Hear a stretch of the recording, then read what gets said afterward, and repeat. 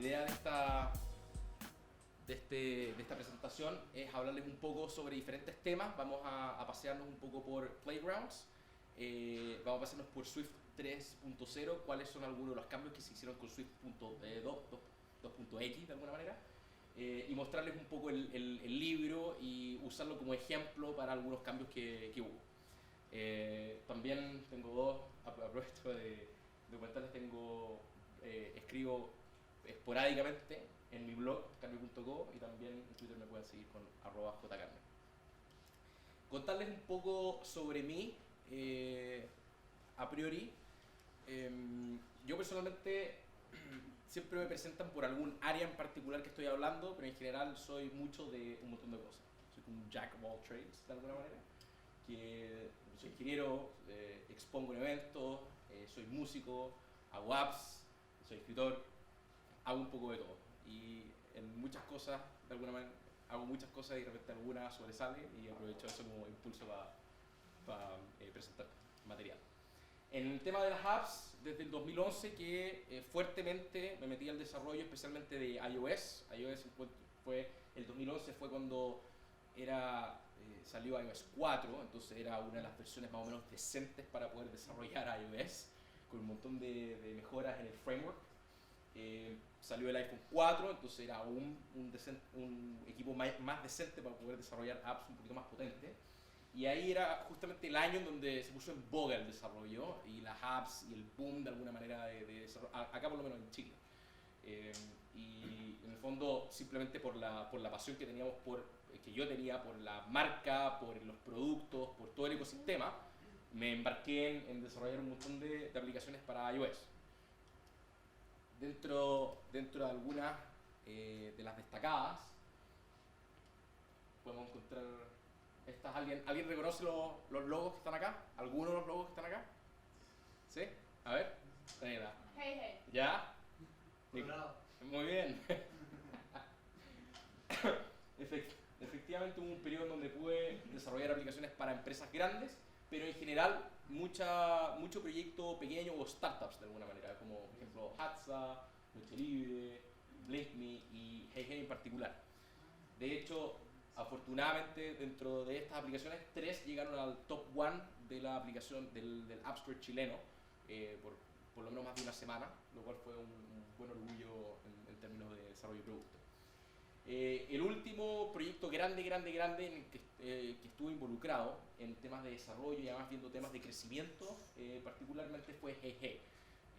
HeyHey, para las personas que no lo conocen o no lo han escuchado, es una aplicación que simula un Twitter pero de voz. O sea, en vez de mensajes de texto de 140 caracteres, tienes mensajes de audio de 10 segundos de largo, que en el fondo se postean y tienes seguidores, tienes followers, y tienes cuentas verificadas y de alguna manera el mismo ecosistema, ¿ya?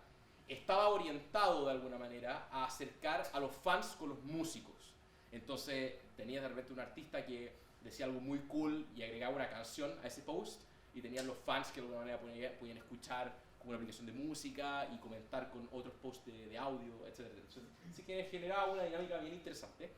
Y llegamos a 2 millones de usuarios registrados en la aplicación, lo cual fue un boom brutal, y que fue una muy buena experiencia para pasar de lo que es una startup pequeña a una startup ya un poco más grande en temas de dimensión de manejo de número de usuarios, lo cual hace que toda la infraestructura de backend, toda la infraestructura también de aplicación cambie y ya sea un poquito más seria.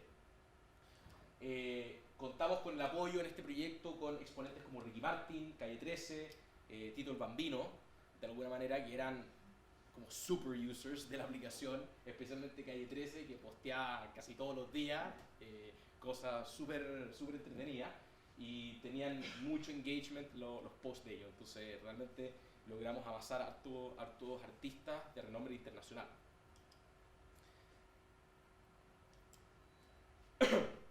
Otro proyecto que ya es personal, lo hice en conjunto con un muy buen amigo mío que ahora está como desarrollador en Google, en Mountain View, es Gallery. Gallery es una aplicación que está disponible en getgallery.com, la pueden descargar hoy, y les permite, es un pequeño sample project que les permite tomar fotos y convertirlas en obras de arte como una pintura al óleo, de alguna manera. Entonces es una aplicación de filtros, de fotografía, pero pro, de alguna manera, que no es simplemente una mica que está por encima, sino que hay un análisis de imagen por detrás. Este fue un proyecto que nos tomó harto tiempo, pero es uno de los que estoy bastante orgulloso, porque todo el diseño, todo el producto fue hecho por nosotros dos, que los dos éramos ingenieros en software, de alguna manera. No hubo ningún equipo de diseñadores ni ninguna cosa por detrás. Entonces fue un buen ejercicio de pulir habilidades, y vamos a hacer un lanzamiento grande de esto en un par de semanas, así que estén atentos. Lo que finalmente me lleva a el libro, The Swift Summary Book. ¿Quién ha escuchado del libro, del repositorio? Ya, excelente. Después va a haber un pequeño ejercicio al final de la charla. Durante el año pasado yo me dediqué a actualizarme muy metódicamente en lo que era la documentación de Swift, ¿ya? O sea, pasar de Objective-C a todo lo que era importarme totalmente a Swift, ¿ya?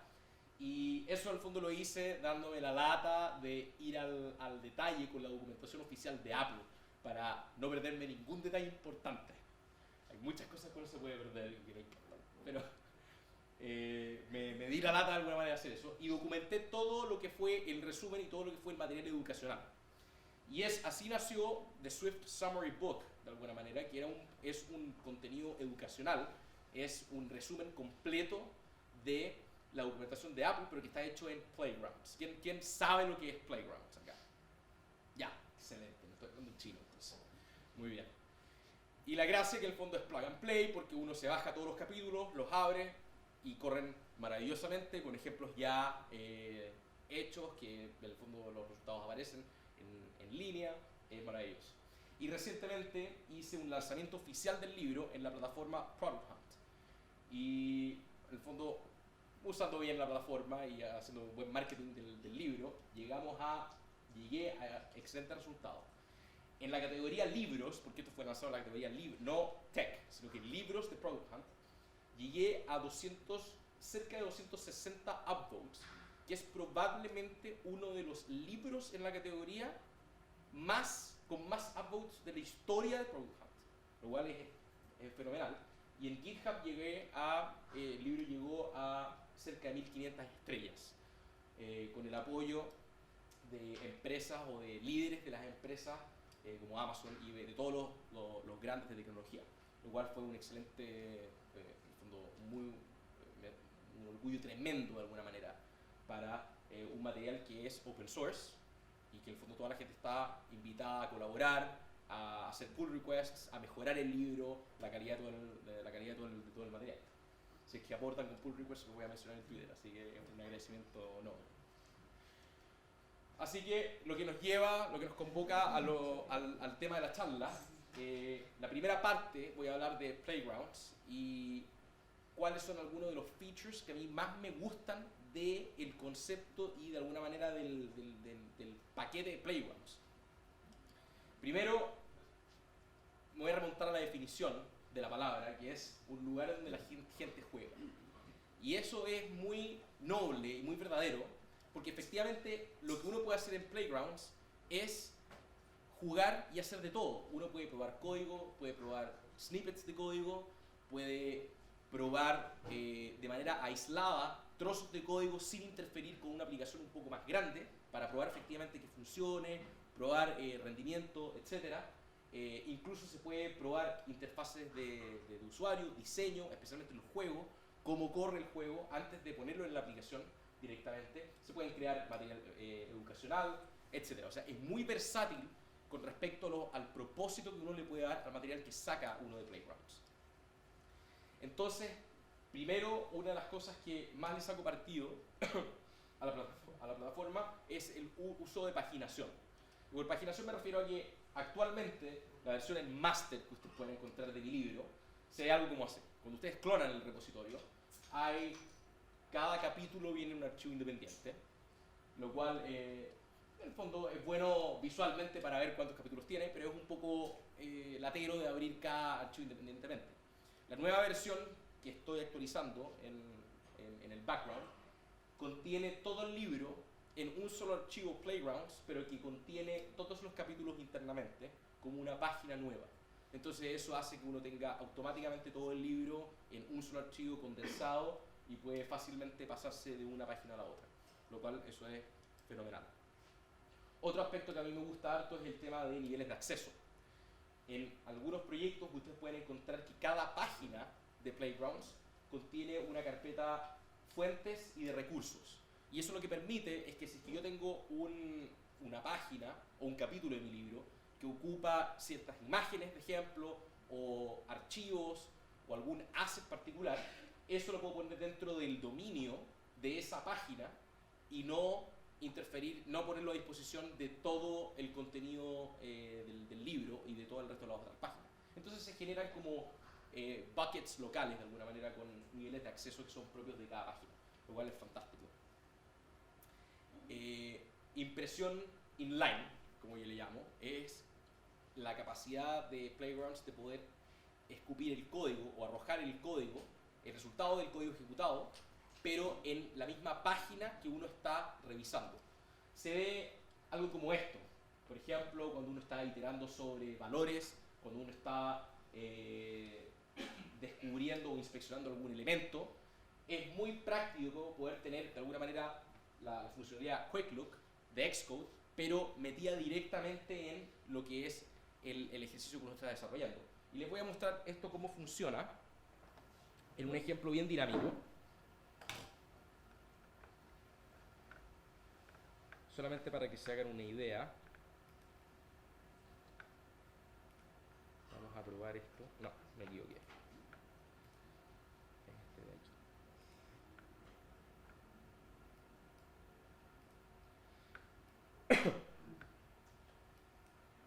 Entonces este es un ejemplo que se llama Exploring San Francisco, que lo pueden bajar directamente de la página de Apple.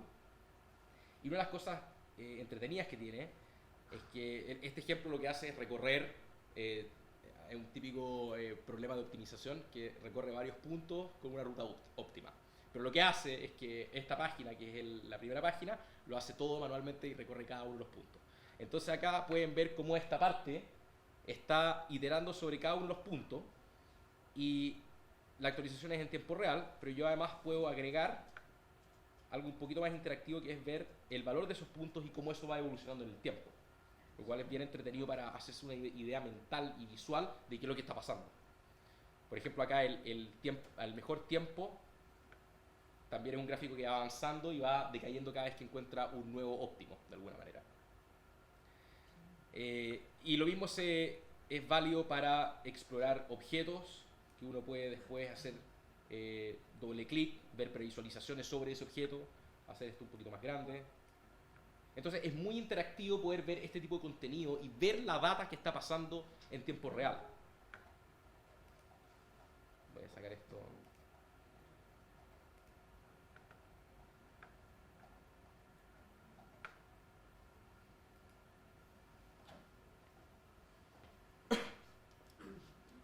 El otro concepto que a mí me encanta, y esto es especialmente útil para los diseñadores de juegos, para los diseñadores de interfaz, es el concepto de Live Views. Y Live Views permite visualizar básicamente un UI view en Playgrounds, pero además con actualizaciones en tiempo real. Entonces, el mismo ejemplo que tenemos acá de San Francisco, vamos a correr acá este tipo de acá. La línea acá crucial es esta que se llama XCP Show View, que básicamente es un recurso de Playgrounds y que dice, quiero que tú muestres esta vista. Y acá básicamente le pasa un UI view de una vista de un controlador. Ahora, la gracia es que en este ejemplo, la vista de ese controlador va a cambiar dinámicamente. Entonces lo que voy a hacer es simplemente, para hacer interactivo, voy a comentar esto. Vamos a ver que esto corra.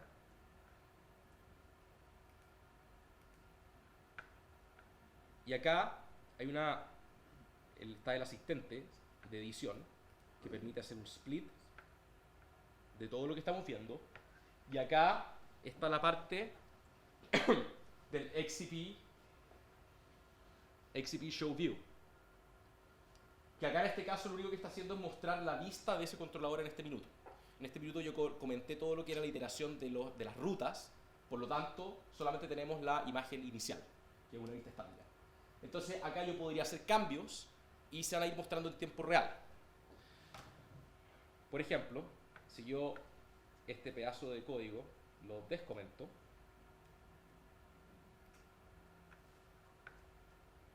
y de repente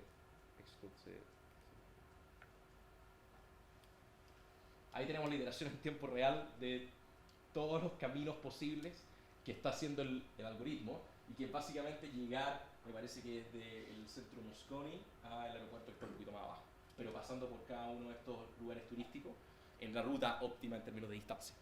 Entonces, creo que esto para la iteración como 700, entonces me da lata esperar hasta eso. Para eso está, por ejemplo, esta versión, que es una optimización no tan óptima, pero que se demora mucho menos en encontrar el camino óptimo. Y termina ahí. Entonces con muy pocas iteraciones, que fue... ¿cuántas de acá? 256. Entonces, es una manera muy interactiva de poder visualizar el código en tiempo real. Lo otro que está súper en boga ahora, especialmente con el material educacional que uno puede lanzar con Playgrounds, es el concepto de markup. Si ustedes se habrán fijado, y acá a lo mejor voy a tener que hacer un zoom out para que lo puedan ver bien. El problema de esto es que todavía, o sea, nosotros comentamos harto el código para que sea explicativo y para que haya, el fondo, se entienda lo que se está haciendo. El problema es que en mi caso, yo siento de que igual los comentarios se ven como código. Y no quiero leer código innecesario, que en el fondo no tengo por qué estar leyendo. Y me hace ruido de que los comentarios se vean igual que el código, porque al final mi percepción es más código. Entonces, afortunadamente, tenemos las opciones de markup, en donde, delimitando con slash asterisco 2 puntos, podemos crear un bloque de markup, en donde usando cosas estándar en el lenguaje markup, como por ejemplo headers con los hashtags, negrita o otro tipo de headers con los dos asteriscos, y por ejemplo listas con ese tipo de listas o indentación con los pescaditos, hace que el código sea mucho más rico. Entonces yo puedo habilitar eso en el editor y decirle, muéstrame el código markup renderizado, y tenemos algo mucho más fácil de visualizar y de leer, que al final se parece como un material educacional, con colores, con links. Por ejemplo, esto es un link a otra página dentro del mismo documento. Y al final, ¿cómo se ve esto? Se ve que los comentarios están desacoplados del código. Entonces yo puedo ver mucho más rápidamente, ok, esto es el código que del cual me tengo que preocupar, y el resto es comentario. Y si ustedes se dan cuenta, se ve como que el proyecto tuviera menos código. Es un tema visual, pero que tiene un impacto brutal al momento de trabajar y de leer código, especialmente de otras personas o de otras fuentes.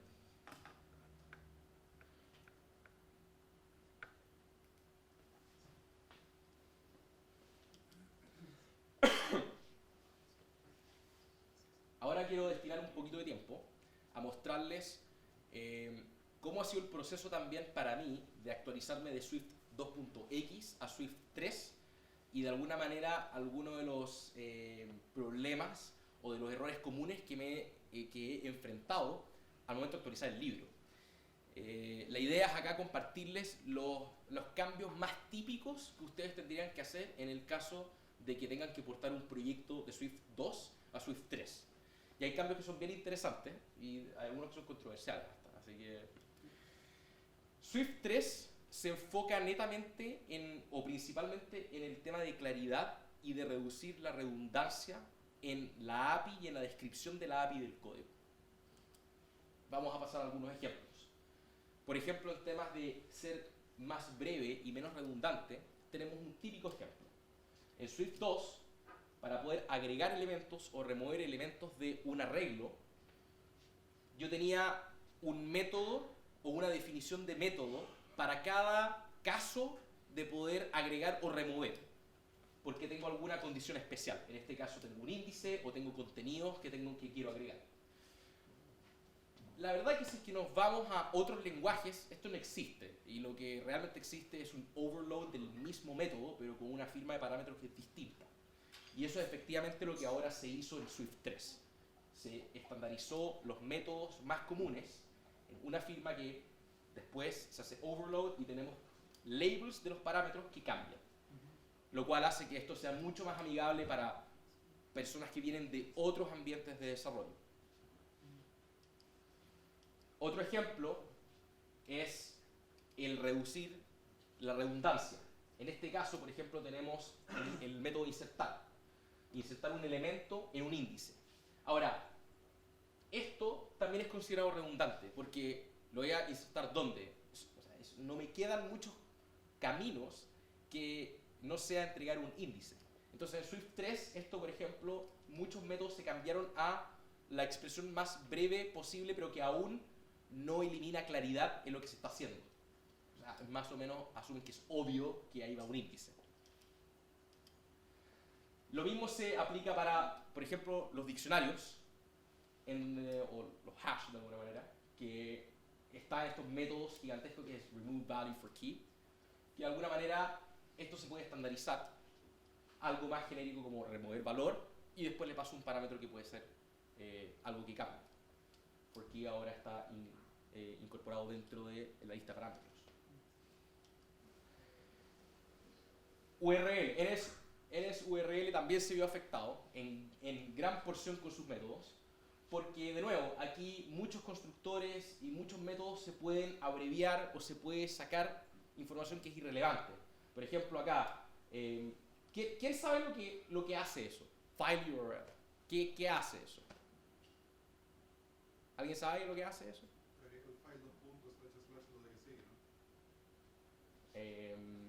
¿Qué dices tú que hace? ¿Qué cosa?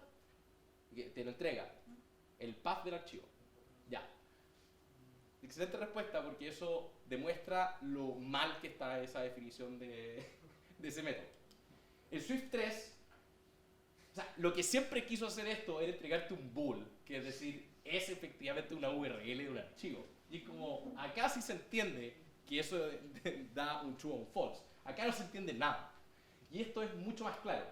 De nuevo, en el constructor, acá el file URL, el parámetro withPath pasa para adentro. Y acá también la redundancia de URL by appending se elimina solamente para decir, oye, ya sé que estoy operando sobre una URL, no estoy operando sobre otra cosa extraña. Entonces se enfocaron en reducir todo lo que era ruido. Claridad. Acá hay un método, por ejemplo, y esto es súper interesante porque en más de algún caso nos vemos enfrentados a este uso. Tenemos un método que imprime un valor y luego retorna un valor, ¿ya? Ahora, en muchos casos nos interesa solo una acción. Pueden discutir sobre la correctitud de la implementación de este método, todo lo que quieran. Pero acá, en este caso, lo único que interesa es imprimir el valor en consola. Eso es lo único que importa, más que el valor. Entonces, en este caso, se está llamando esa función, pero se está desperdiciando el valor que se está entregando de vuelta. Y la verdad que eso no queda muy claro. O sea, uno tiene que inspeccionar efectivamente este método para entender qué es lo que está pasando por detrás. En Swift 3 se incentiva el uso de alguna manera de un operador que en el fondo es blanco, y de alguna manera esto está diciendo, mira, explícitamente no me interesa lo que esto entregue de vuelta, lo único que me interesa es que se ejecute lo que está pasando adentro. Entonces, es mucho más expresivo y es mucho más claro lo que está pasando y las intenciones del desarrollador al momento de escribir ese tipo de código, independientemente de que esté bueno o malo. Ahora vamos a hablar de algo que a mí me encanta mucho. Sex con 4X, es la versión mejorada.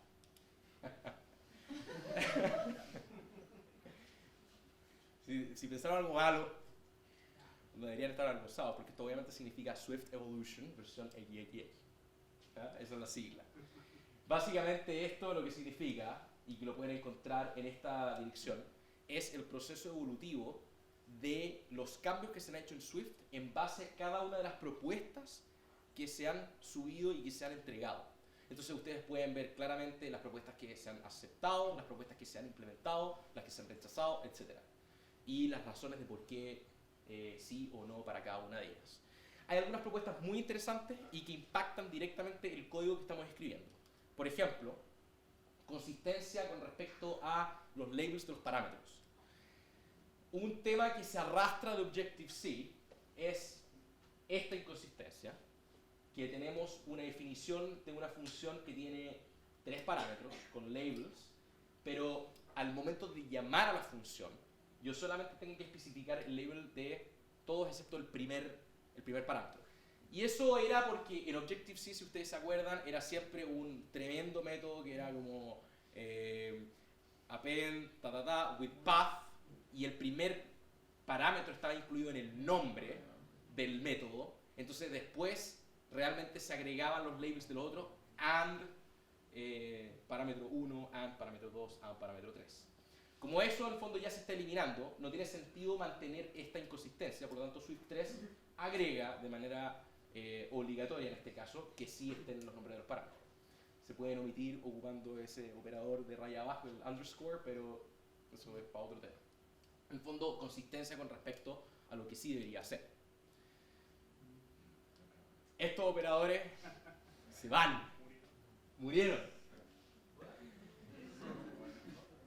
Y la verdad que esto tiene, si uno lo piensa, tiene sentido, porque la verdad que uno ocupa esto básicamente por costumbre, porque uno siempre, lo descubrió, era medio entretenido ocupar ese más, pero al final no tiene, o sea, siempre hay confusión.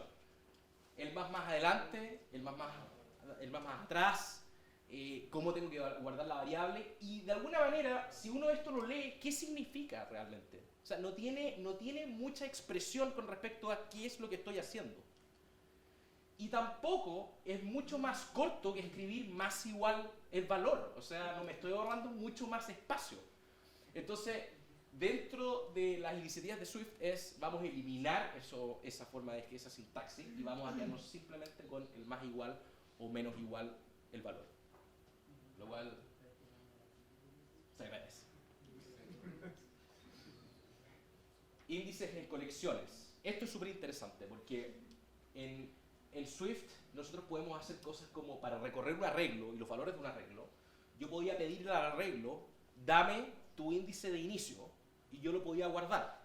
Y de ahí en adelante, para recorrer ese arreglo, yo podía pedirle, pero a la clase int, o a la clase del valor del índice, le podía decir, dame tu sucesor, que al final es un incremento del valor.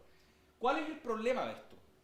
El problema es que este valor inicial, el valor i está totalmente desacoplado de lo que pasa en el arreglo. Yo no sé lo que está el largo del arreglo, yo no sé el alcance del arreglo, y sin embargo yo le estoy diciendo a la clase int, increméntalo. Por lo tanto, esto está muy susceptible a errores.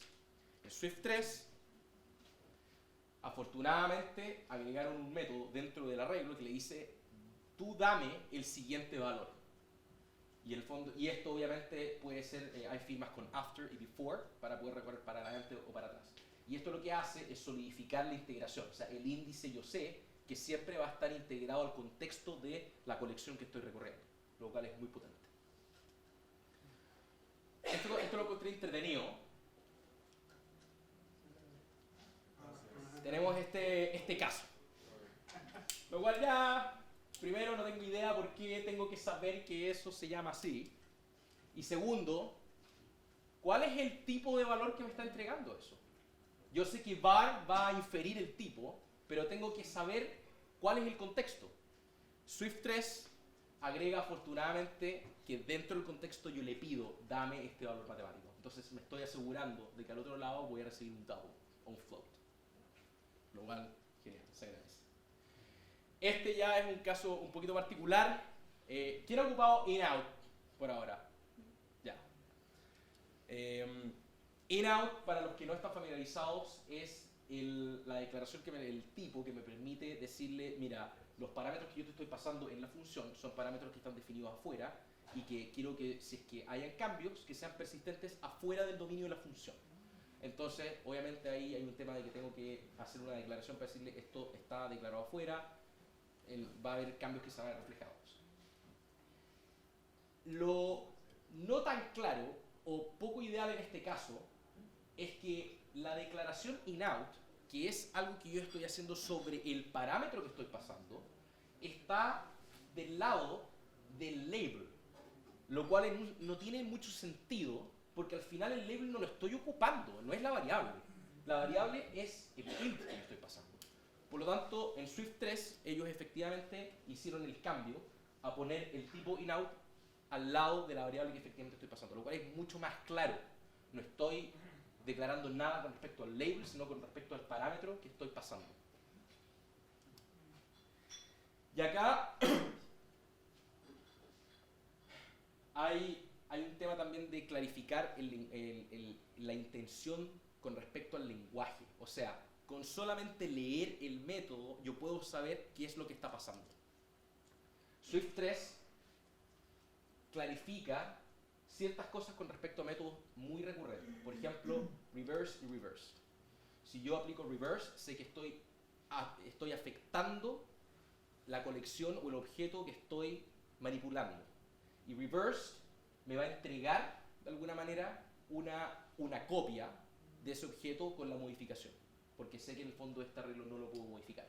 Lo mismo pasa, por ejemplo, porque esto es EED, o sea, presente pasado, y hay otra variación que es, de alguna manera, presente y voy a decir el gerundio, para los del lenguaje, que de alguna manera está diciendo estoy cambiando o estoy cambiando este valor, estoy dándote una copia de este valor. Y eso de alguna manera enriquece el lenguaje en términos de simplemente de lectura, porque sé qué es lo que está pasando por detrás.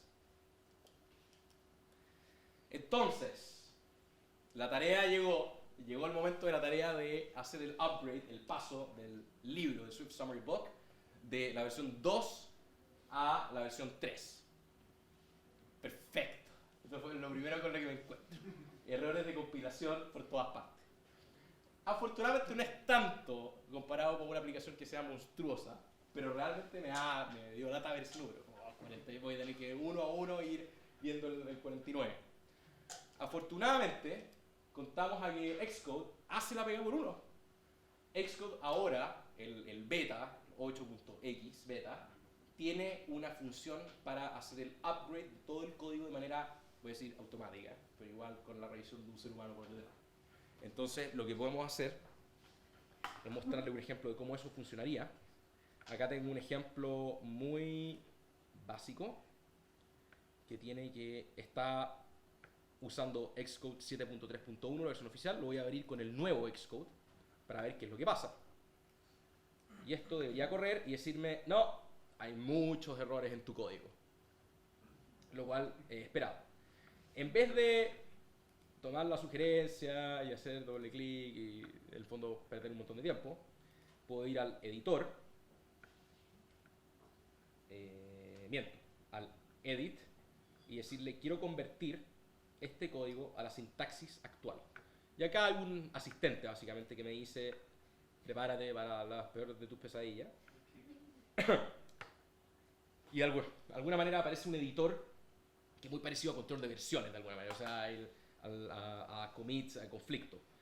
Y a la izquierda, no sé por qué lo hicieron a la izquierda, pero tengo la versión después de la conversión y a la derecha tengo la versión antes de la conversión.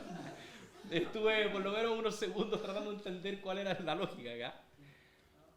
Pero de alguna manera podemos ver automáticamente cómo el código va a cambiar. Efectivamente vemos lo que mencionamos antes, las declaraciones de los métodos cambian, todo se actualiza a la última versión.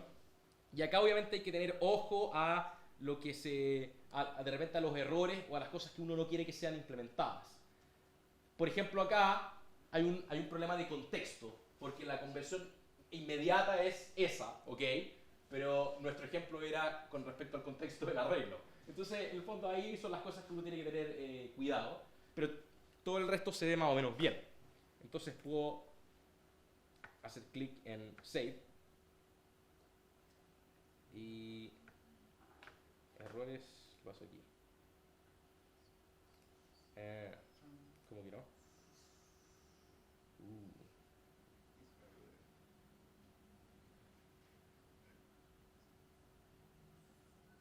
Wow.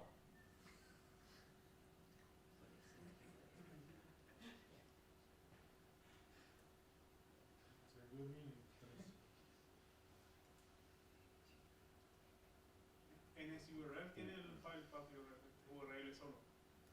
Ah, eso puede ser. Creo que es un constructor ahora. Claro, ahora es un constructor. Muy bien. Ahí está. Están sacando todos los NS también. Claro. Ahí está. Muy bien. Perfecto. Entonces, de manera muy rápida, idealmente, vamos a poder convertir el código antiguo a código nuevo. Lo cual es ideal y se agradece para no perder tiempo en cosas que es muy propenso a errores. Entonces, actualmente el libro sigue en periodo de actualización. La versión que hay hoy en día en Master, si es que se han fijado en el repositorio, está actualizada a Swift 3.0, por lo tanto no deberían tener ningún problema.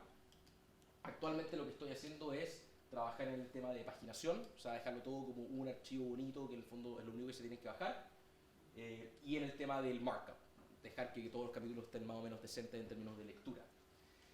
Y insisto que ustedes como comunidad, los invito a contribuir y a todos los que no conocían el libro, a darle una estrellita. De hecho, como acá hay un exceso de gente que no conocía el libro, que me parece el colmo, lo que vamos a hacer es que les voy a dar un minuto por reloj, para que se metan a swiftsummary.com y le den una estrellita. ¿Ya? Un minuto a partir de ahora. Vamos. Vamos.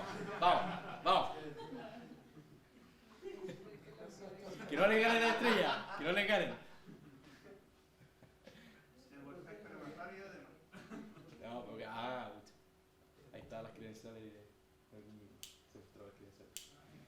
Pero, sí, pues la idea es poder llevar el proyecto de 1480, creo que tiene, a sobrepasar las 1500. En la próxima meta, obviamente, son los 2000. Entonces hay que llegar con un número bien decente para la próxima presentación. Así que vamos, que les van a ganar, ya poco. Igual sería interesante ver cuántas estrellas hay acá, pero no lo he contado. ¿Y qué falta? Tiempo. No, en verdad pueden seguir haciendo, puedo estar acá todo el día, así que... Pero acuérdense, una estrellita no mata a nadie. Muchas gracias.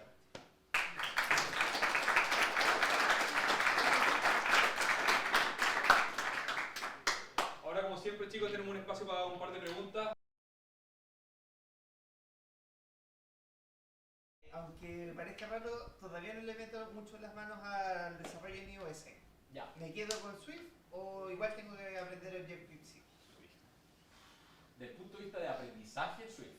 Desde el punto de vista de lo práctico, todavía hay mucha gente que está reacia a desarrollar en Swift porque es un lenguaje que está en constante cambio, entonces hay proyectos antiguos que se rompen, entonces depende de cuáles son tus objetivos. Si tu objetivo es el tema... Piensa que es tabula rasa. Tabula rasa y hacer una app desde cero.